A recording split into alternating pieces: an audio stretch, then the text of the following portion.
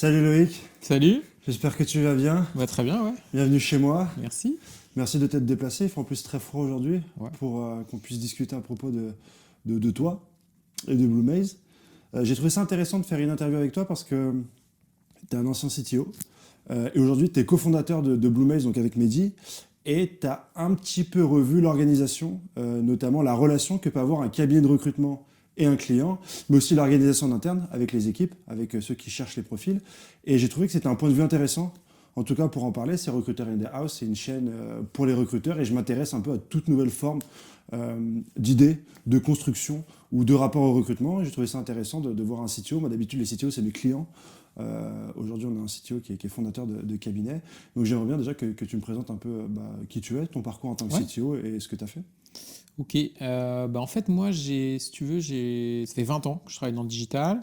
À la base, j'étais pas forcément voué à faire du web. Puis je suis monté à Paris, j'ai fait une agence web, j'ai continué ma carrière là-dedans. Et en fait, je me suis rendu compte, si tu veux, au bout de quelques années, que je passais beaucoup de temps à travailler en équipe, organiser des projets et tout. Et c'est comme ça que j'ai commencé un petit peu à m'intéresser à des sujets un peu, on va dire, de management, d'organisation Ouais. d'équipe.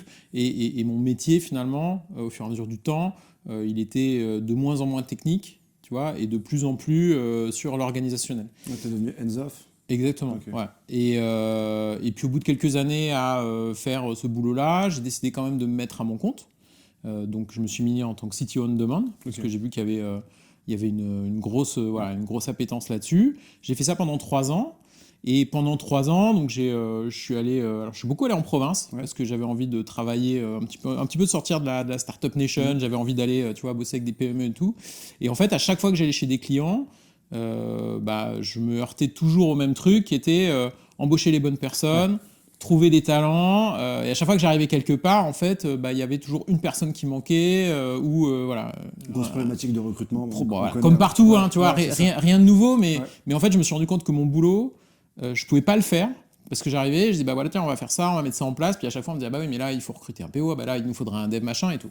Et c'est là que j'ai commencé de plus en plus à retravailler avec Mehdi. Ouais. Parce que Mehdi, on travaillait ensemble depuis 10 ans. D'accord. Et j'ai tout de suite pensé à lui parce que il faisait partie des peu de personnes, tu vois, avec qui, on collaborait ensemble depuis 10 ans, mais depuis que j'avais commencé à faire ce métier-là, c'était le seul que je pensais tout le temps à rappeler. Ouais. Tu vois, quand j'avais des recherches, parce que je savais qu'avec lui, ça allait être simple, efficace, pas de prise de tête, et puis que il me donnait le sentiment, tu vois, de s'intéresser un petit peu, voilà, à ce que je recherchais, et de pas être forcément que dans l'aspect, tu vois, mercantile et Ouais, vouloir me vendre un mec et tout. financier, te vendre un mec. Et en fait, c'est là qu'a commencé un peu à naître l'idée j'ai recontacté Mehdi, et puis en fait, je faisais tout le temps appel à lui, tu vois, dans le cadre des projets. J'ai bossé chez LVMH, on a monté une maison, c'était une espèce de mini start-up chez LVMH, et donc il y avait toutes les équipes à composer, et c'était hyper fluide de travailler avec lui. Puis il venait tout le temps dans les équipes, il venait voir les freelances qu'on plaçait, et je trouvais ça hyper, tu vois, hyper quali, hyper smart, hyper humain. Et puis lui, à l'inverse, il était en train de développer son activité aussi, et il faisait appel à moi pour me demander des avis sur des profils qu'il plaçait chez d'autres clients, tu vois. Puis on commençait comme ça à avoir une relation de plus en plus quotidienne. Ouais. Et en fait, je me suis rendu compte que la chimie a marché bien. Et c'est à ce moment-là que je me suis rendu compte que, si tu veux, en tout cas moi, sur mon expérience avec les cabinets de recrutement, entre guillemets, j'avais jamais eu aucune accroche avec un cabinet ou un autre. J'ai travaillé avec tout le monde, tu vois, avec Computer Future, Ace, Robert Walter, j'avais tous fait. J'avais suivi en plus la carrière de Mehdi. Mais en vrai, je m'en foutais que ce soit l'un ou l'autre. Ok. Ce qui m'intéressait, c'était de travailler avec Mehdi, parce que lui, il avait cette appétence. Et c'est là que je me suis dit, mais en fait, tous ces cabinets, pour moi, il manque d'un truc que moi je connais dans mon métier de tech, c'est de la user experience. D'accord. C'est-à-dire que quand tu travailles avec eux, en fait, tu n'as aucune garantie que ta recherche ou tu vois, ou ta demande, elle va être traitée de la même manière. Ça dépend vraiment entre guillemets, du recruteur avec qui tu D'accord, travailles, ouais. qui a une appétence, un professionnalisme et tout. Et c'est là que j'ai eu envie, tu vois, de me dire, bah tiens, avec Mehdi, on va monter une offre où on va garantir que quand tu viens chez nous, bah, tu as toujours, tu vois, le même, voilà, la même qualité, le même fonctionnement, et qu'on va essayer de reproduire ce qui marchait bien entre nous deux. C'est-à-dire d'un côté, tu vois, cette compréhension de la tech par moi, et puis d'un côté, ce professionnalisme et cette empathie, toute cette humanité qui pouvait amener dans le métier, quoi. D'accord, donc dans les cabinets de recrutement, ce que tu essayes de me dire, c'était la personnalisation du recruteur vraiment qui définissait l'expérience. Ouais, exactement. Et tu t'es dit qu'en montant avec Mehdi, vous allez créer donc une structure, une organisation, ce qui ferait que le client tombe sur n'importe lequel des recruteurs, il aurait la même expérience. Exactement. User, d'accord. Exactement. Et un peu, tu vois, un peu comme, moi je suis un fan, je suis un Apple boy, tout ce que tu veux, fanboy, machin, mais en vrai, tu vois, les produits Apple, ils sont pas mieux que les autres produits. Ouais. Mais par contre, tu sais que quand tu vas en magasin, tu as toujours la même XP. Tu sais que si ton téléphone, tu le casses, tu vas à n'importe quel Apple Store, tu ressors en 10 minutes. Tu vois, il y a un truc où tu n'as pas de doute là-dessus. C'est ça que tu achètes aussi dans ce care, dans cette expérience. Et j'avais envie de reproduire ça parce que je pense qu'il y a un vrai manque là-dessus. Dans ce domaine-là, pas du point de vue des recruteurs qui sont bons, mais plutôt d'un point de vue de l'offre globale. De la structure. Ouais, de la structure. Et toi, en plus, ta valeur ajoutée, c'est que tu es un spécialiste en organisation. Ouais. Et donc, tu t'es dit que tu vas réorganiser un peu le recrutement. Concrètement, c'est quoi les différentes étapes? Est-ce que tu as réussi à mettre en place? Ouais, alors c'est pas venu tout de suite, parce que déjà, il fallait que j'apprenne un peu le métier. Si tu veux. Quand on s'est associé, on a démarré très très vite. Et en plus, on a démarré en plein Covid, donc c'était assez particulier. Donc on était tous à distance. Donc moi, j'avais beaucoup moins d'interaction avec les équipes. Mehdi, il avait l'habitude de ce métier-là. On avait déjà quelques freelances en poste. Mais moi, je regardais ça de très loin. J'ai pris au début des sujets, tu vois, un peu plus admin, DAF. J'ai donné un coup de main là où je pouvais donner un coup de main. J'ai mis en place la stack, les outils, parce que je savais faire ça. Prise de besoin aussi, peut-être, pour parler directement. Plus prise de besoin. Ça, j'intervenais dans les interviews et tout. Mais si tu veux, après, la recherche, tout le recrutement derrière, le sourcing, le recrutement, j'intervenais pas trop. Et je dirais que pendant presque 6 mois, 1 an, j'ai vraiment observé, tu vois, j'ai essayé de comprendre un petit peu qui faisait quoi, à quel moment, même, tu vois, s'immerger dans les termes, c'était pas super clair. Est-ce que c'est pas déjà une première étape de CTO qui est due à ton ancienne expérience? Parce que généralement, quand on fait du recrutement, en tout cas je parle pour ma part et pour les recruteurs, très vite tu vas sur le terrain et tu fais, et tu as peu de personnes qui prennent comme toi le temps pendant 1 an d'observer comment tout fonctionne pour en tirer les conclusions. Moi je suis comme ça. C'est-à-dire que vraiment, tu vois, je suis pas... j'ai besoin vraiment de comprendre, c'est ma façon de travailler, tu vois, j'ai besoin vraiment de comprendre chaque truc un peu en micro, comment ça fonctionne, avant de voir une vision d'ensemble. Puis quand j'ai eu la vision d'ensemble, effectivement, on s'est posé avec Mehdi, et moi j'ai dit, écoute, il y a des trucs qui me sidèrent dans la façon dont on est organisé, puis même dont je vois comment le marché est organisé. C'est-à-dire que souvent, on travaille... beaucoup en silo. C'est-à-dire que tu vois, tu te dis, t'as les recruteurs qui s'occupent. Alors, ça va être ou sur une région, ou sur une techno, ou sur un mode de contracting, freelance, CDI, machin. Et en fait, tout ça, moi, c'est des trucs, ça me parlait vachement parce que dans mes équipes de dev, j'avais connu ça. D'accord. Tu vois, j'ai eu des équipes, assez larges, on est monté jusqu'à 30, 40, 60 personnes, et tu as le gars qui est en charge de telle technologie, ou tu as le gars qui est en charge de telle brique logicielle et tout. Et ça pose des problèmes parce que humainement, tu rends les gens, tu vois, hyper indispensables à des endroits. Ça te crée des sujets de management pas possibles parce que les gars deviennent des divas, tu vois, et qui sont indéboulonnables. Et puis toi, en termes d'organisation d'équipe, c'est impossible. Le gars, tu peux pas interchanger. Le gars, il est malade. Tu sais pas quoi faire de tes clients et tout. Et ça, c'est un truc, si tu veux, dans le monde du dev, on a résolu ce truc-là depuis très longtemps avec l'agilité, dont on parle beaucoup. Et donc, je me suis dit, comment on pourrait appliquer ces principes agiles au monde du recrutement. Oui, c'est pour ça, de toute façon, que c'était intéressant de te rencontrer. Exactement. Et pour revenir à ce sujet-là, comment est-ce que tu as réussi explique-nous l'agilité dans le recrutement. Déjà, l'agilité, ça existe depuis très longtemps. C'est un truc... Alors, ça vient du monde logiciel, mais c'est pas que pour le monde logiciel. C'est-à-dire qu'en fait, l'agile, c'est quelques principes assez basiques, de par exemple dire que tu vas privilégier les interactions entre les individus, que tu vas favoriser la collaboration avec les clients, que tu vas t'assurer que ce que tu fais fonctionne bien, et que tu vas essayer d'être adaptable au changement. Tu vois, c'est des trucs... Quand tu le dis comme ça, ça a l'air simple et con, mais en vrai, au quotidien... Et pertinent en plus. Pourquoi on le fait pas tous. Exactement. Mais en fait, quand tu es convaincu de ce truc-là, Après, déjà, si tu veux, donc ça, c'est des mecs qui ont établi ces 4 principes-là. Ouais. Et puis là-dessus, ils ont posé plusieurs méthodologies qui se valent toutes. Et tu as la fameuse dont on entend beaucoup parler, qui est le Scrum. Et le Scrum, si tu veux, ça donne c'est une espèce de guideline qui dit comment mener des cycles, tu vois, on appelle ça des itérations. Ça peut être plus ou moins long, 2 semaines, 3 semaines, une semaine, des sprints, Ouais. voilà. Et donc, il t'explique un peu, tu as des étapes. Et en fait, c'est une méthodo qui est vachement... ce qu'elle apporte, c'est qu'elle est... Enfin, moi, c'est ma vision de l'agilité, c'est qu'elle est très transparente, elle est très auto-organisationnelle, et elle est dans l'amélioration continue. Okay. C'est un truc, je vais rentrer un peu dans le détail si tu veux après, mais c'est vraiment quand tu poses les bases de ça, sur la durée, alors ça n'a rien de magique, hein, tu vois, la première semaine c'est le chaos, même le premier mois, même les 6 premiers mois, mais au bout d'un moment, ça commence à s'améliorer et tu commences à avoir des résultats. Donc techniquement, ça se passe comment pour l'organisation des équipes? Alors, très simple. Alors déjà, il y a des principes assez simples, c'est que tu crées des squads, donc des petites équipes. On dit il y a un chiffre d'or, c'est 7 modulo 2. Donc en gros, on dit que ça commence à bien marcher quand tu as des équipes de 7 personnes. Ça peut être 5, ça peut être 9. Tu vas pas aller au-dessus de ça. Et pourquoi c'est intéressant? C'est parce que dans le fonctionnement, en fait, tu essaies de faire en sorte que les gens ils soient pluridisciplinaires. D'accord. Dans le monde du dev, c'est ce qu'on appelle les full stack. Tu vois, donc avant, tu dédiais des mecs à faire les interfaces, tu dédiais des mecs à faire le design, tu dédiais des mecs à faire le back-end, tu dédiais des mecs à faire la base de données. Et puis le problème, c'est quand tu enlevais un pion là-dedans, il se passait plus rien, puis plus personne ne faisait rien. Donc à un moment, on s'est dit, c'est peut-être intéressant que tout le monde travaille sur tout. Peut-être tout le monde ne sera pas expert de tout, c'est pas le but non plus. Tu peux pas, hein, chacun a des appétences, tu vas pas rogner ça, tu vois. Mais en tout cas, tu favorises pas le fait de dire, toi, tu bosses que sur ça. Et en fait, on a mis en place le même truc dans les équipes. Donc, on a monté des équipes. Donc là, comme on avait une dizaine de recruteurs, on a fait 2 squads. D'accord. 2 squads de 5 recruteurs. 2 squads de 5, qui fonctionnent tous les deux de manière autonome. Donc, on va parler que d'une. Les fonctionnements, c'est pareil sur les deux.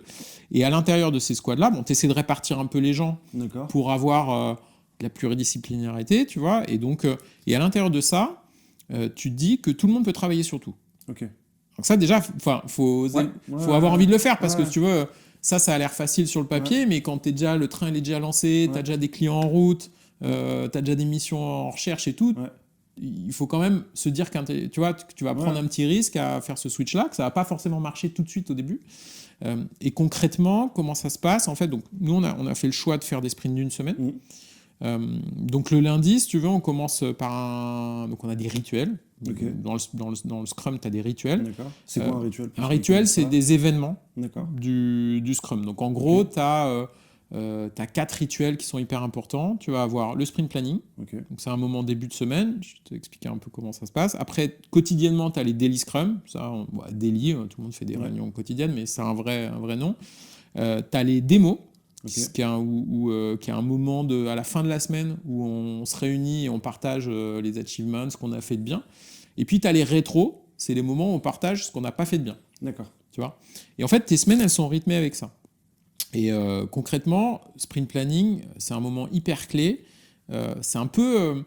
alors, moi, j'aime bien le Scrum, il y a d'autres méthodologies agiles. Dans le Scrum, le sprint planning, c'est un moment important, mais qui est un peu long, qui peut être un peu rébarbatif, mais en gros, si tu veux... Le lundi, alors sur une semaine, on va dire qu'un sprint planning, ça va durer entre 2 et 4 heures. Donc c'est quand même une réunion assez intense, tu vois, il faut avoir envie d'y aller. Et en fait, c'est un moment où on va tous se partager la vision de ce que tout le monde a à faire. Et tu es censé sortir de là et avoir à l'intérieur de ça, challenger toutes les recherches en cours. Donc exemple, tu vois, tu es en train de rechercher, je sais pas, un dev Node.js en remote pour une boîte d'assurance qui est très exigeante sur sa stack, sur tout un tas de points. Et en fait, tu vas commencer la semaine là-dessus, tu vas expliquer aux autres ta recherche. Déjà, ça va permettre un truc, c'est d'être sûr que toi-même, tu as bien compris la recherche. En reformulant. Et les autres, en fait, vont pouvoir te challenger là-dessus. C'est-à-dire que ils vont te dire, attends, mais pourquoi tu dis ça? C'est bizarre, tu parles de Node.js, mais tout à l'heure, tu as parlé de PHP, Laravel, tu es sûr, tu as bien compris. Voilà. Donc, tu vois, il y a tout un truc comme ça. Et puis, toi, tu vas exposer un petit peu tes problématiques. Tu vas dire, voilà, moi, je pense que ça, je peux y arriver dans la semaine, je vais m'engager je pense que je peux trouver 3 personnes. Ok. Tu vois, tu vas dire, OK, sur la fin de la semaine, Ouais. ça veut pas dire qu'à la fin de la semaine, tu as fini ton Oui. recrutement, Ok. mais sur la fin de la semaine, je peux avoir ça, et je vais essayer d'avoir ça. J'aurai 2 entretiens, j'ai Exactement. contacté 20 personnes. Et en fait, l'intérêt de ça, c'est que les autres te challenge et disent, mais attends, non, en fait, tu peux pas, regarde, déjà, tu as déjà ça qui est en cours comme recherche, et puis moi, j'ai cherché la semaine dernière le même genre de profil, je peux te dire que j'ai galéré, ou alors j'en ai sous le coude, donc en fait, si tu peux, tu vois, et en fait, il y a tout un échange comme ça, et c'est pour ça, je te disais tout à l'heure sur ce chiffre d'or de 7, D'accord. quand tu as un volume assez important de gens Ouais. qui réagissent autour de ça, tu vois que ça crée beaucoup d'idées. Ok. Et tout à l'heure, je te parlais aussi j'allais dire, auto-organisation. Voilà, c'est que les gens, tu vois, à l'intérieur de ça, il va se créer des choses et ils vont gérer. Et donc, tu finis cette réunion quand tout le monde a une vision très très claire de ce qu'il fait la semaine. Ok. Le but, c'est qu'il n'y ait plus de surprise. D'accord.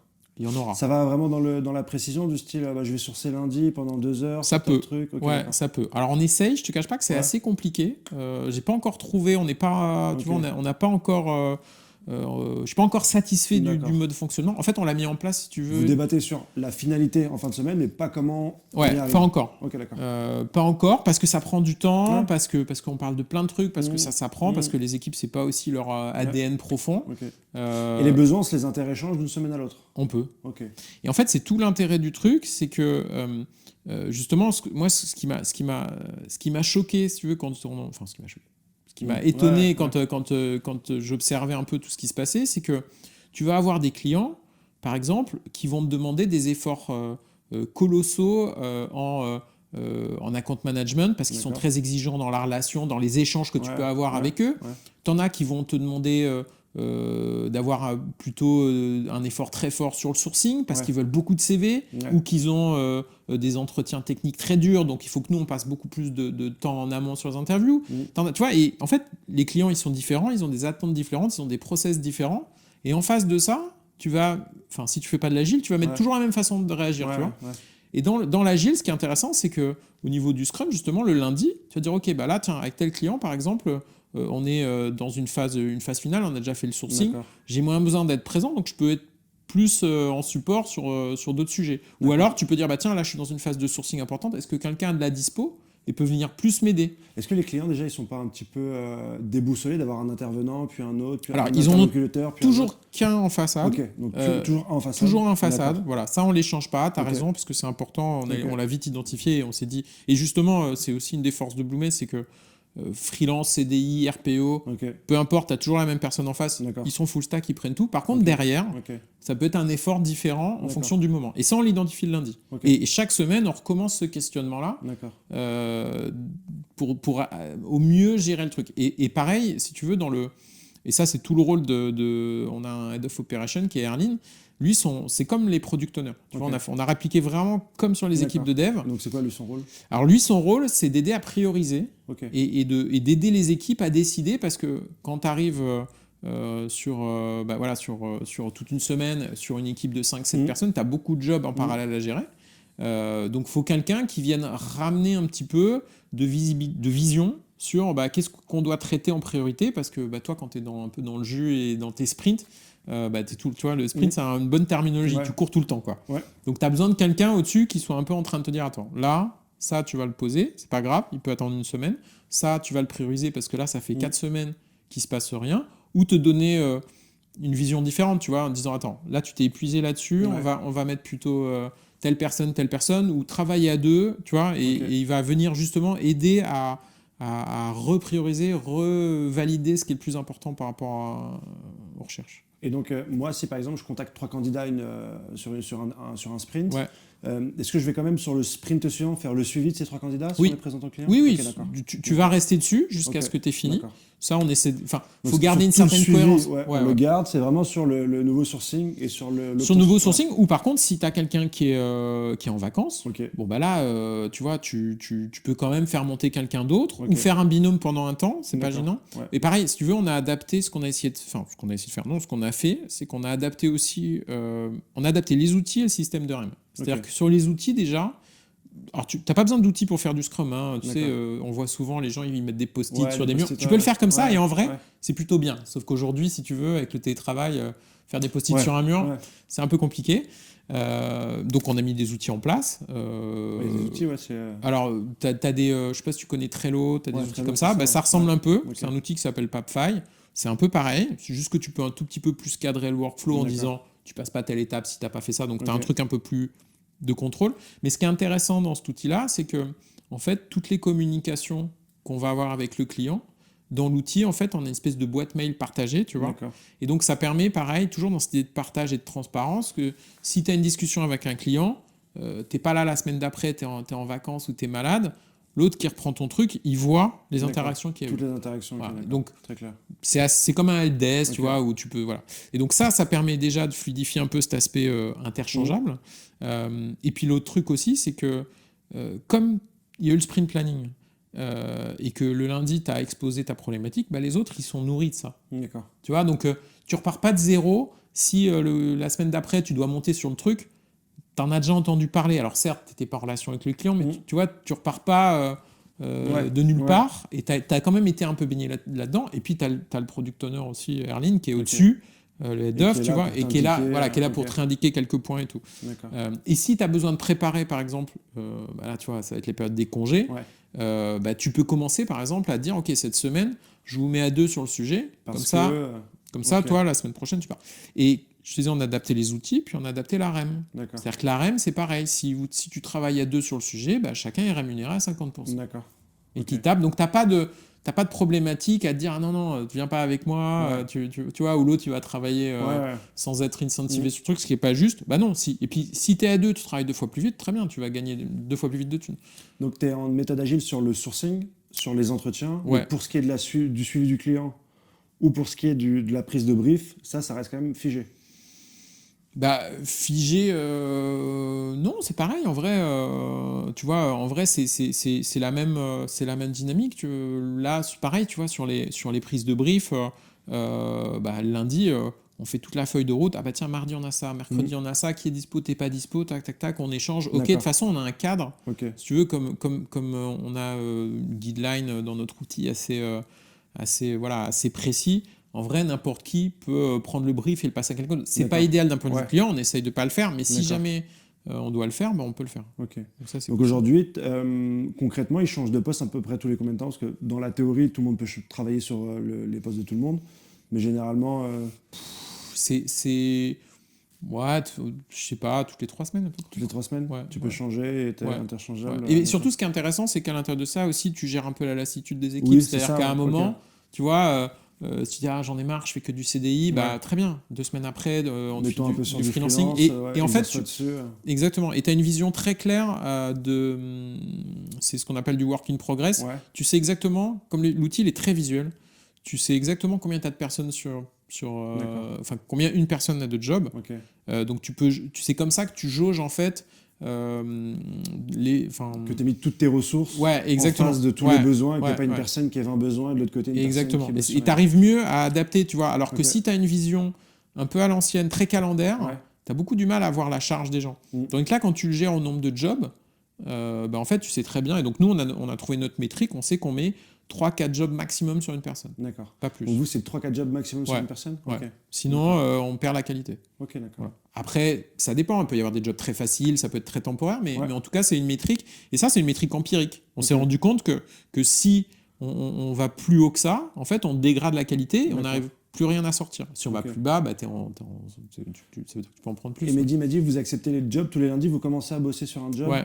uniquement le lundi. Si vous avez Ouais. un besoin urgent, vous le recevez le mardi, on attend le lundi d'après pour Ouais. bosser dessus. Ouais, Ok. ouais, vraiment, ça c'est important. En fait, tu as une notion.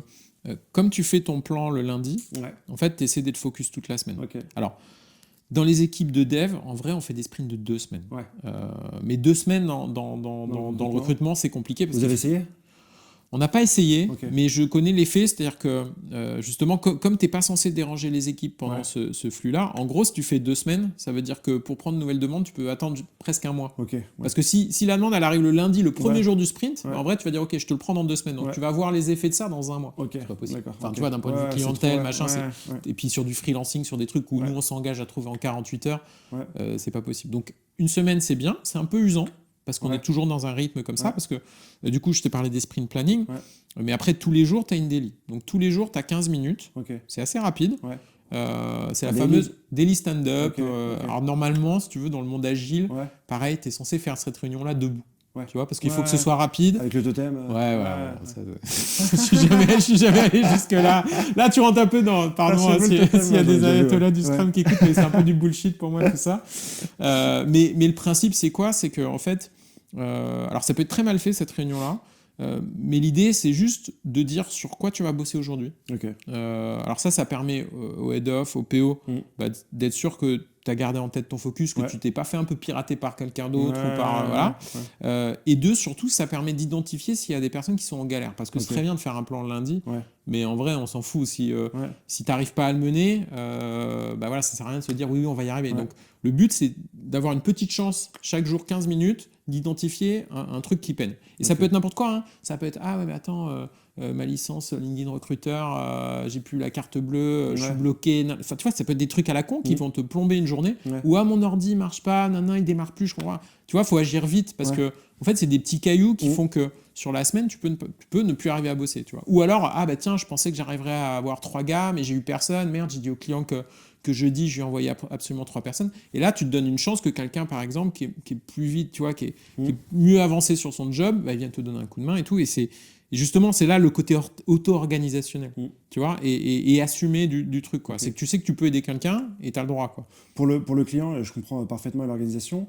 On parle beaucoup aujourd'hui d'expérience candidat. Ouais. Pour vous, un recruteur, il gère dans son pipe combien de candidats à peu près en moyenne Ouais, ça peut par job, ça peut être 40, 60, ça peut être plus, vraiment qu'il a qualifié, Ouais. qu'il a interviewé, donc ouais, ça peut être Une ça. quarantaine. Et il arrive à faire le suivi, à faire les feedbacks Ouais, comme ça. ouais, alors là, ça C'est des pareil. problèmes qui remontent peut-être le lundi ou... Alors oui, ça peut, Ouais. mais là, la tech, ça nous aide beaucoup aussi, parce Ok. qu'on a pas mal automatisé tout ce process-là. D'accord. Donc en fait, si tu veux, dans l'outil qu'on a mis en place, qu'on a designé, Ouais. tu as tes jobs, à l'intérieur de ça, tu as tes candidats, Mm. donc on a ce qu'on appelle un funnel, donc on a Ouais. notre candy funnel, et après les candidats, à l'intérieur de ça, ils avancent dans des étapes, Ok.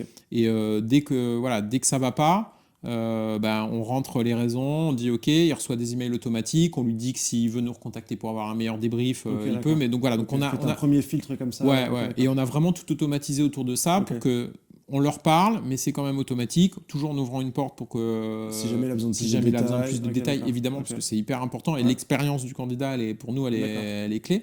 Mais la tech là-dessus nous a beaucoup Ok. aidé parce que Et c'est un logiciel que tu as développé ou tu non, utilises non, une solution c'est un truc qu'on a, c'est un truc en mode SaaS, Ok, tu vois, qu'on a pris et qu'on a configuré à notre sauce, qui est hyper Ok. paramétrable. Tu D'accord. peux dire, tiens, quand je passe une carte, tu vois, Ok. un candidat de telle étape à telle étape, ça Ok. ça envoie un mail, ça envoie un Slack, peu Ok. importe, ça, voilà. Et c'est un truc de low code, tu sais, tu codes pas, quoi, juste tu le configures, Oui, low code, ouais. voilà. Mais c'est vraiment au centre, au centre de tout notre process pour qu'on enlève un maximum d'actions humaines qui n'avaient pas de valeur ajoutée. D'accord. Très clair. Un peu, quoi. Et le dernier point que je voulais voir avec toi, et on commence à en parler pas mal, c'est la fonction de RecOps. Ouais. Vous en avez un chez vous Ouais. C'est quoi un peu en quelques mots son rôle Alors, et la pertinence dans ton organisation ok. Alors l'idée, en fait, tu vois un peu ce que c'est les DevOps dans le dev ou pas ou je te refais un oui, peu mais ouais, je sais je refais jamais, un peu donc ouais. l'analogie. En Ouais, fait, j'aimerais bien, ouais. en fait, dans le dev, si tu veux, tu as les mecs qui faisaient le code, Ouais. et puis à un moment, ce code, il fallait le mettre sur Internet et l'envoyer, comment dire, en production pour Ouais. que tout le monde y ait accès. Et donc, tu avais quelques mecs qui étaient des ingénieurs système et qui savaient gérer ces machines-là. Et donc, tu filais le code à ces gars-là, puis ces gars-là, ils devaient le mettre en place. Et puis, quand ces mecs-là, ils n'étaient pas là, c'était compliqué. Ouais. Donc, le DevOps, en fait, c'est un métier ou une pratique, ça dépend, qui tend à essayer d'automatiser les choses pour que justement les développeurs soient de plus en plus autonomes sur ces phases-là et que Capable de le faire. voilà, eux-mêmes. capables de le faire Ok. eux-mêmes, ou qu'en tout cas ça se fasse tout seul pour Ouais. eux.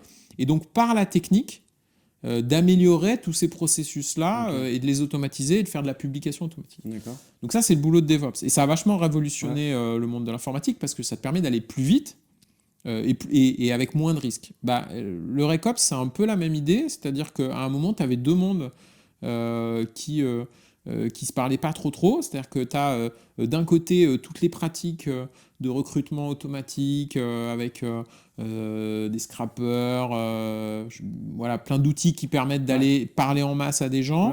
Outils d'automatisation. Et d'autre côté, tu as des recruteurs qui sont très bons dans leur métier d'un point de vue humain, relationnel, mais qui savent pas utiliser ces outils-là. Le RecOps, il est au milieu pour essayer d'identifier ces outils et puis former les recruteurs à mieux les utiliser. Voilà. Donc il met en place des outils pour automatiser, pour scaler un petit peu le recruteur.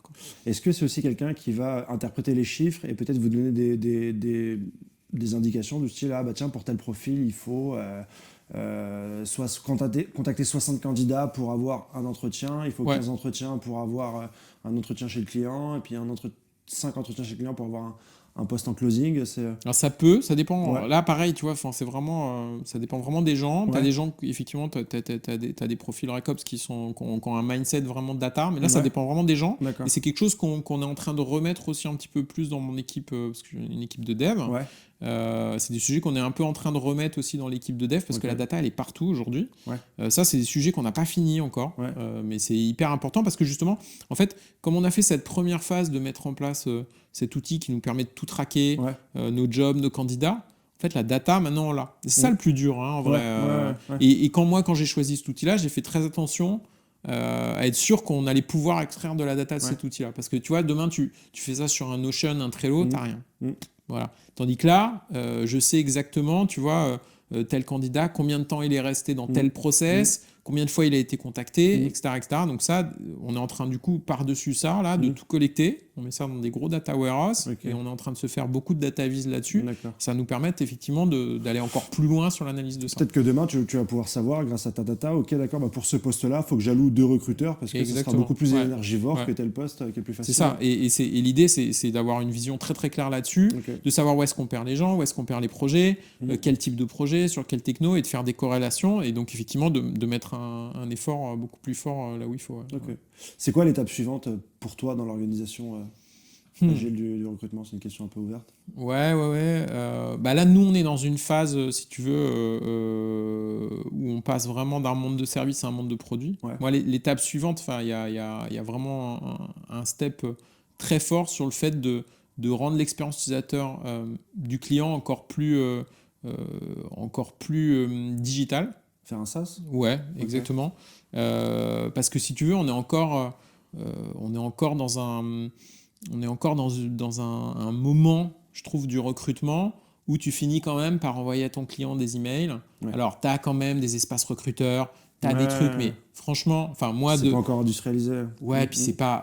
moi, j'ai été consommateur de... Déjà, très honnêtement, de tous les cabinets avec qui j'ai travaillé, j'en ai vu peu qui, à un moment, m'ont donné une interface à la Malte ou à la Comet où tu vas retrouver tous tes candidats et ça va être bien clair. Et moi, ma vision du truc, si tu veux, c'est que aujourd'hui, je trouve que c'est encore au client à faire l'effort de comparer 2 profils ou 3. Tu vois, même si nous, on arrive déjà avec quelque chose de très quali en disant, OK, on vous présente peu de personnes, mais on estime qu'ils sont bons. Voilà. Et t'es quand même encore dans ce descriptif, tu vois, de dire... Voilà, il y a ça, mais il y a ça. Et puis tiens, je t'envoie quand même le CV et le profil LinkedIn et tu vas regarder. Et c'est encore au client à faire cet effort-là de comprendre pourquoi le recruteur, il te pousse tel ou tel profil. Tu vois, il n'a pas le temps, le client. Et puis il a d'autres cabinets. Et comment est-ce que tu veux par l'UX, par des interfaces qui te présentent les gens, qui te les mettent en comparaison, qui t'expliquent les plus, les moins, mais quelque chose de beaucoup plus visuel. Qu'un mail et des bullet points. Et là, on a 1000 trucs à faire. Vraiment, donc ça, c'est des choses sur lesquelles on travaille.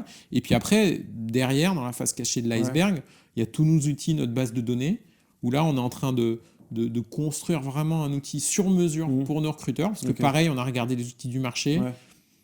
Tu as des très belles bases de données, tu as des très beaux moteurs de recherche. C'est, à mon sens, jamais assez facilement utilisable pour les recruteurs. Il y a vraiment des... Alors, il y a des outils qui sortent un peu du lot, mais c'est quand même assez rare et c'est souvent très très cher. D'accord. Et si tu veux, aujourd'hui, tu vois, la recherche booléenne de LinkedIn, c'est pas possible, quoi. Enfin, ouais. c'est trop pauvre, c'est trop galère. Enfin, tu vois, t'as 1000 trucs, 1000 critères à croiser, et t'es limité par tu vois, un langage vraiment très basique. Donc là, on est en train de construire aussi notre couche là-dessus pour faire quelque chose d'un peu plus costaud, quoi. Ce serait quoi les limites aujourd'hui de la méthode agile qui vous bloque aujourd'hui en termes d'organisation? Plutôt le suivi, plutôt la répartition des besoins? En vrai, moi, j'en vois pas tellement. Ouais. Il y a deux trucs dont on n'a pas parlé. On n'a pas parlé de la démo et de la rétro, qui sont des moments importants aussi. Il y a un truc justement, c'est pour ça qu'il n'y a pas de limite. Je vais dire pourquoi. Parce que quand on a fini la semaine, on fait deux trucs. La démo, on partage tout ce qu'on a réussi à faire. Donc, c'est tout con, c'est un peu à l'américaine aussi. Tu es là, tu dis moi, super, j'ai réussi ça. Voilà. Mais c'est bien parce que déjà, ça permet d'échanger ce qui est les bonnes pratiques. Voilà, exactement, d'échanger les bonnes pratiques. Tu as vu en début de semaine, tu t'es dit des trucs, tu as vu qu'à la fin de semaine, ça aboutit. Donc ça, c'est un moment assez important. Et nous, on le fait carrément à l'échelle de la boîte. C'est-à-dire que toute la boîte, elle est en Scrum. C'est-à-dire que tu as les recruteurs, tu as aussi le marketing, tu as aussi les sales, tu as aussi la tech. Et donc chacun fait son sprint, c'est l'équipe séparée. Par contre, la démo, on l'a fait tous ensemble. D'accord, Et ça, c'est important parce que pareil, ça permet aussi de comprendre que les autres, ils travaillent sur d'autres sujets. Que le voisin bosse sur exactement. ça, puis même, ça peut alimenter ta créativité. Exactement. Tu vois des sujets transverses, tu dis, tiens, ça pourrait être intéressant de travailler là-dessus. Et la rétro, c'est un moment super important du Scrum, c'est que en fait, ça permet là de s'introspecter sur qu'est-ce qu'on n'a pas bien fait, mais pas d'un point de vue business, métier, recrutement, mais vraiment d'un point de vue organisation. D'accord. Et c'est dur, hein, parce que souvent, quand tu fais la rétro, tu as envie de dire « Ah, lui, j'ai pas réussi à closer ce job, nanana. » En fait, c'est pas ça le but. Le but, c'est de dire « Attends, dans notre façon de nous organiser, le lundi, qu'est-ce qu'on aurait pu prendre comme décision, tu vois, dans notre organisation qu'aurait peut-être amené à une autre finalité. Exactement. Tu vois, et ou dire « Tiens, là... on s'est loupé cette semaine, toi tu étais en congé, pourquoi on n'en a pas parlé le lundi ? Attends, le lundi dans le sprint, il faut qu'on mette 5 minutes où on balaye les vacances des équipes. Mais tu vois, et en fait c'est auto-apprenant. Et ce qui fait la force du truc, c'est qu'au bout de... Là on est à presque un an de pratique. Au bout d'un an de pratique, quand tu as fait toutes tes rétros, ton process, il est pile poil pour toi et tes gens, tu vois, et les gens qui sont dans ta boîte. Et c'est ça t'as pas fait un process de boîte, t'as fait un process autour des gens. Et si tu changes les personnes, mais la vie des entreprises, les gens qui partent, les gens qui viennent, dans les futurs, ça modifiera ta structure, ta rétro, tes interactions, les gens ils vont amener d'autres idées de fonctionnement et ça va évoluer comme ça. Donc en vrai, t'as pas vraiment de limite à cette organisation-là. Après, la seule limite qu'il peut y avoir, c'est un peu les outils. C'est-à-dire que les outils, ils te bloquent un peu des fois, tu vois. Et ça peut être ça le frein. Les outils et peut-être le temps, parce que ça demande du temps. Ça demande du temps. Ouais. L'organisation, ça peut être. Et puis, comme tu l'as dit, l'énergie, c'est important parce que c'est le seul défaut du sprint, peut-être, c'est que le sprint, tu cours toujours. Tu t'arrêtes jamais. Et là, dans le dev, c'est un truc qu'on n'a pas résolu non plus. C'est qu'à un moment, ça use les équipes. Donc des fois, et là, je t'avoue que sur Bluemade, j'ai pas encore trouvé le truc, c'est que dans le dev, par exemple, on se dit, tiens, on va faire des sprints, ce qu'on appelle de stabilisation. C'est-à-dire que pendant 2 semaines, tu bosses sur des trucs tranquilles. Tu vois, tu fixes un peu les petites conneries et tu prends du recul. Tu baisses un peu ton niveau de stress. Là, sur du business, sur machin, on n'en est pas encore à ce stade-là parce que les équipes sont encore dans l'énergie et tout. Tu as des bons retours de tes équipes, eux qui d'habitude bossaient sur quelque chose avant? Ouais. Alors, ils ont du mal à comprendre au début parce que tu as tout, tu vois, là, je te l'explique, c'est toute une philosophie, puis il faut s'en imprégner. Puis il y a l'expliquer, il y a le vivre. Exactement. Mais il y a des bons retours justement, quand tu travailles avec eux et que tu améliores les process et qu'ils voient que en fait, quand ils voient eux-mêmes que les process ils peuvent changer en fonction de leur retour, là ça change, ils kiffent, c'est génial, tu vois, ils comprennent qu'ils ont la main dessus. Vraiment sans. Bien sûr. Et ils sentent, tu vois. En fait, tu les re-responsabilises et tu n'as plus de ça marche pas et un manager qui te dit si ça marche, continue, ça marche. Ok, d'accord. Et d'ailleurs, c'est marrant parce que quand je te disais au début, je te disais c'est une méthode très transparente. C'est-à-dire que comme tout le monde est à plat, tout le monde est au même niveau. Tout le monde est au même niveau, c'est-à-dire que même si tu as un recruteur star dans tes équipes, en début de sprint planning, tu vois, si on dit tiens, qui veut bosser là-dessus et qui pense qu'il est le plus à même de bosser sur tel truc, le recruteur star, il va pas pouvoir dire, par exemple, ah, moi je prends tout, machin. Tu vois, les équipes, elles vont dire, bah non, mais attends, Non, moi ouais. aussi j'ai envie de bosser là-dessus. Ouais, Donc ça va ouais, déjà, ouais. ça va s'auto-organiser. Ouais. Et si tu as quelqu'un qui veut un peu cacher les trucs ou Ouais. qui veut pas trop dire combien il a contacté de personnes, Ouais. en fait, comme c'est très transparent, Ouais. que tu en parles, que tu partages autour de Ça ça, devient naturel en fait. ça Ok. devient naturel. Et ceux qui cachent, naturellement, ils vont sortir des organisations comme ça. D'accord. Ouais. C'est-à-dire que tu vas, et nous on a eu le cas, hein. Tu as Ok. des gens qui sont partis de D'accord. chez Blue Maze parce Ok. que ils supportaient pas ce mode de fonctionnement. Mais Ok. c'est très bien, parce que... Ils l'ont pris comme devoir rendre des comptes peut-être. Exactement. Ok, d'accord. Et ça veut dire que c'est une... Enfin, nous, c'est une mentalité qu'on n'avait pas Ouais. spécialement envie Ouais. d'accueillir chez nous. Ouais. Et puis souvent, c'est que ça cache quelque chose. Ouais. Tu vois, c'est que ça cache... si t'as pas envie de partager, c'est Ouais. que t'as quelque chose à cacher. Donc, Ok. donc ça rend le truc... voilà, ça rend le truc très, Ouais. très vertueux. Tu vois. D'accord. Et ça, c'est agréable. Ok. Bah, top pour moi, je trouve ça super intéressant en tout cas d'avoir ça. J'ai pas d'autres exemples de gens qui ont poussé aussi loin l'agilité. Donc je suis très content qu'on ait pu faire du Cool. contenu là-dessus. J'espère que ça va marcher. Bah écoute, il n'y Et a, puis, pas de raison. Hein, après, Et puis à très bientôt pour refaire un point avec Mehdi sur une table ronde un peu plus, Ah bah, un quand peu tu plus veux. large et Rassam sur la data et sur l'avancée de votre méthode. avec grand plaisir. Merci en tout cas Merci. pour ton temps et puis à la prochaine. Ça roule. Ciao. Ciao.